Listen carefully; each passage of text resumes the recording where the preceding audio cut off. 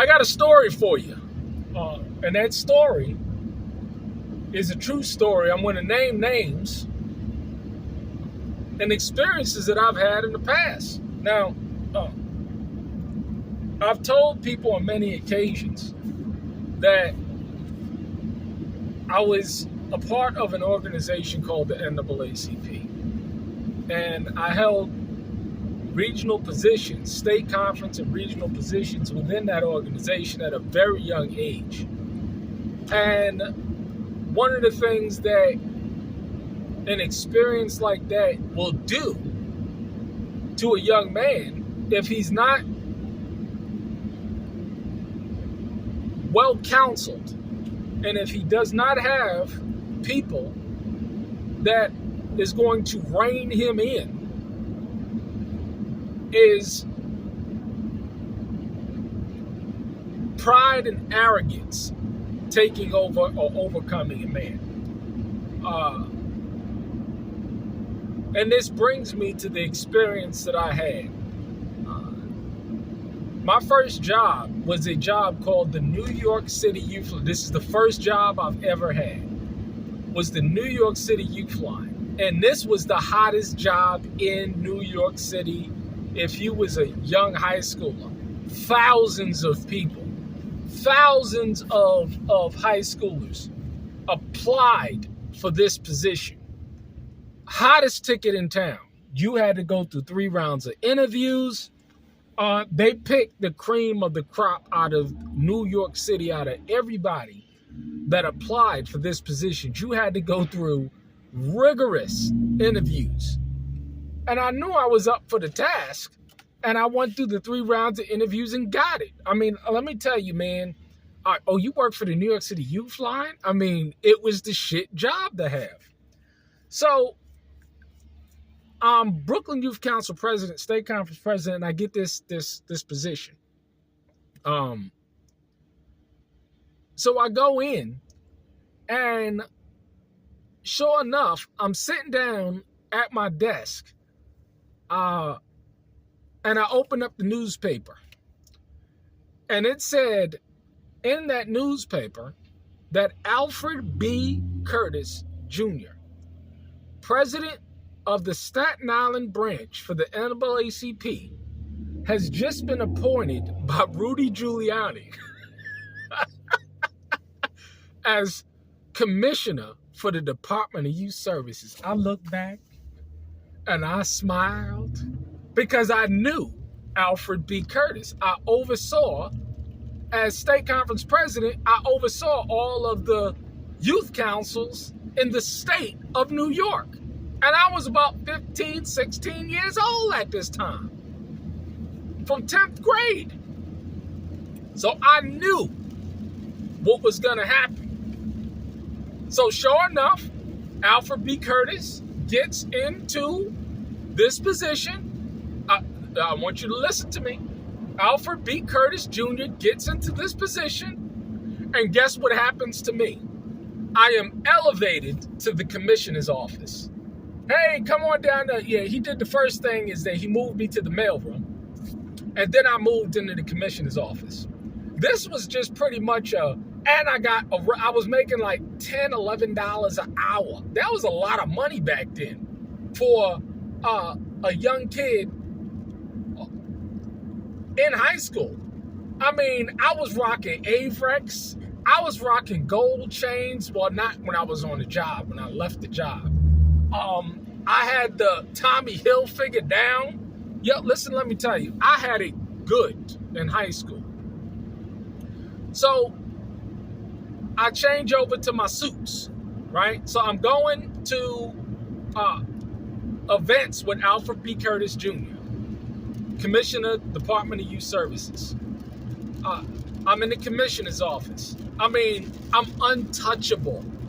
Could you imagine the spirit that's on me at 14, 15, 16 years old? I'm untouchable.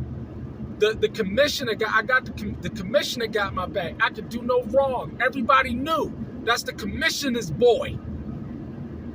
Going to events, going to meetings, and just being his wingman. because as the commissioner of the Department of Youth Services, it's good to have a young, sharp young man on your side. And I never forget the time I posted this picture with me and Ben Chavis. This happened afterwards. I had braids in my hair. And he looked at me and he said, you know what, if you just get rid of the braids. And braids was cool back then. You know what I did? The very next day, I cut off them braids, and I ain't had braids since. I came into the office looking nice and sharp with my suit on. He said, yeah,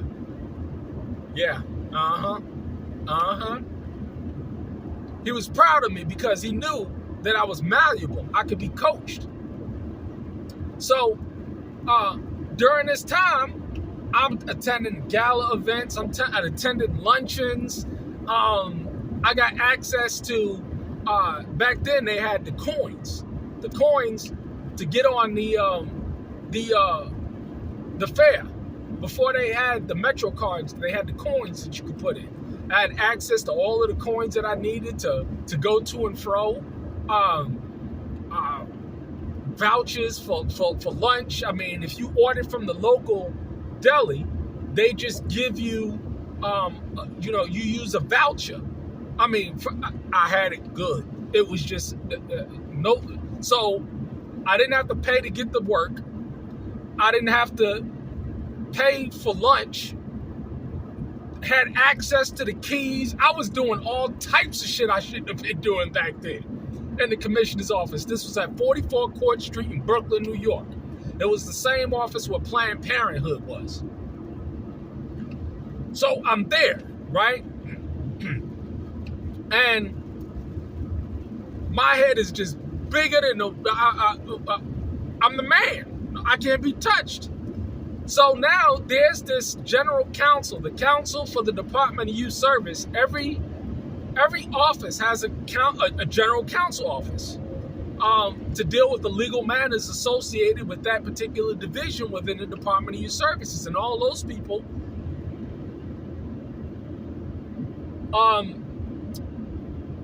reported up to the chief of staff, which was under the Mayor Giuliani. And this particular chief of staff appointed the general counsel to the Department of Youth Services. I hope I ain't trying to I'm losing anybody. But it's an important story on humility and pride. So Timothy P. Whalen, who worked for Alfred B. Curtis, but he was appointed by the chief of staff to the mayor's office. You see that power dynamic? So even though his boss was Alfred B. Curtis, the real man in charge of everybody and was appointed by was the chief of staff under Rudy Giuliani at the time. So one time, the general counsel came in, Timothy P. Whalen came in to the commissioner's office and told me to do something. And me in my big head, I'm like, man, whatever. You know what I'm saying? Whatever. He stopped everything. He looked at me. He said, come here.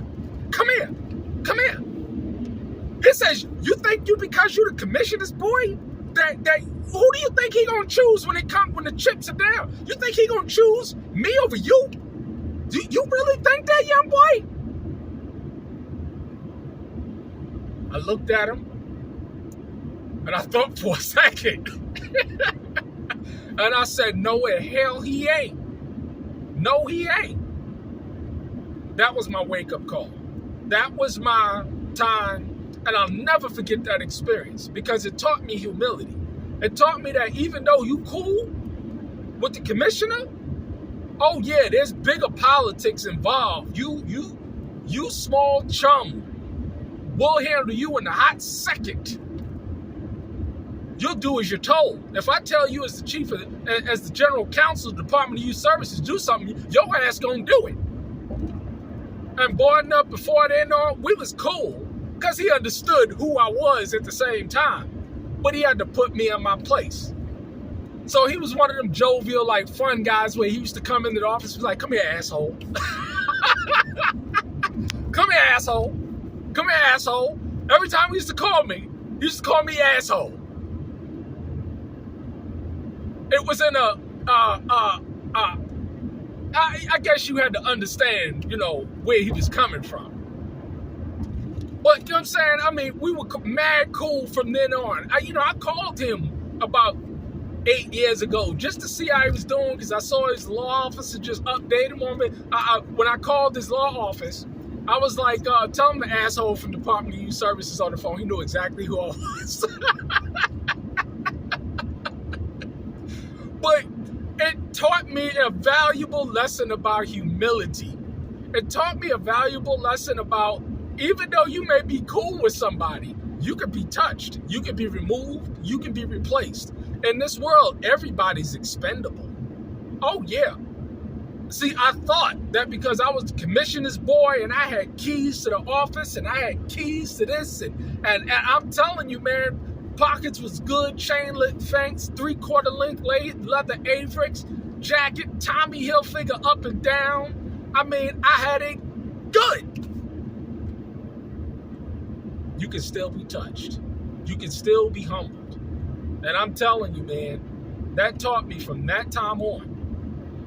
Timothy P. Whelan, an Irishman. Now, he had much love and respect for me, but he realized that as a young man, I had to be put in my place.